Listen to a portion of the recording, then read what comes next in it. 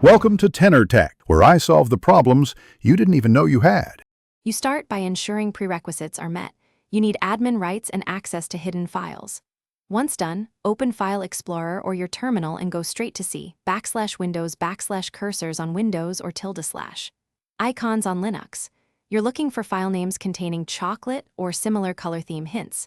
Make sure to enable file extensions to C, cur, or Annie endings. If you already installed a cursor pack, check the folder where you extracted it. Otherwise, prepare to search system settings for custom pointers. Next, perform a targeted search.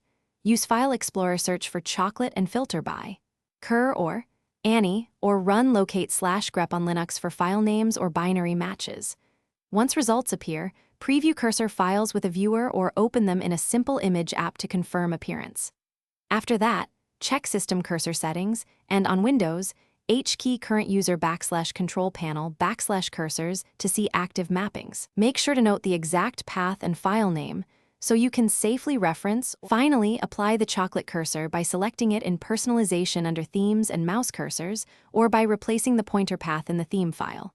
Once applied, test across apps. If sizes or hotspots look off, edit hotspot in a cursor editor or pick alternative.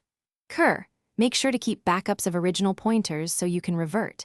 If you cannot find the file, reinstall the cursor pack or restore from backup. Troubleshooting tip: if the cursor won't appear, clear cursor cache and reboot, then reapply the theme. Thanks for watching. Subscribe to keep your life in tune.